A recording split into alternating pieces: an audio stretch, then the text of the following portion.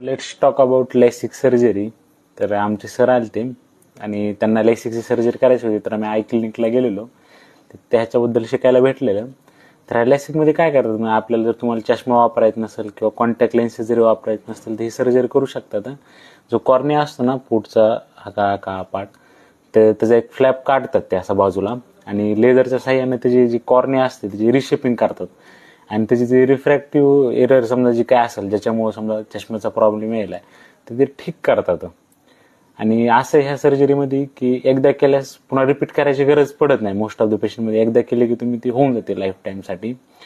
आणि दुसरं म्हणजे ही सर्जरी करताना काय नेसेसरी आहे सगळ्यात महत्त्वाचं, तर ते दोन गोष्टी बघतात. एक तर ह्या लॅसिक सर्जरीमध्ये एक तर तुमची कॉर्नियाचे थिकनेस किती आहे आणि चष्म्याचा नंबर काय आहे. तर चष्म्याचा नंबर पण एका रेंजमध्येच पाहिजे, कॉर्नियाचा थिकनेस पण एका रेंजमध्ये पाहिजे, कारण आपण कॉर्नियल थिकनेसच शेप चेंज करायला ना कॉर्नियाचा.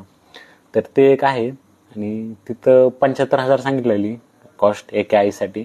थोडी कॉस्टली आहे आणि डिपेंड करते अजून टेक्नॉलॉजी वगैरे कोणती यूज करतो त्यानुसार कॉस्ट वाढते किंवा कमी होऊ शकते.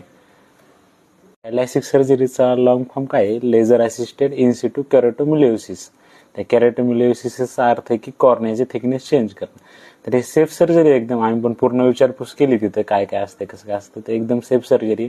असं काय होत नाही की लेझर यूज केलं म्हणून डोळा खराब होतो वगैरे, असं काहीच नाही आहे. तर ज्यांना कुणाला करू शकतो ट्राय, म्हणजे पैसे असतील तुमच्याकडे तर ऑब्व्हियसली.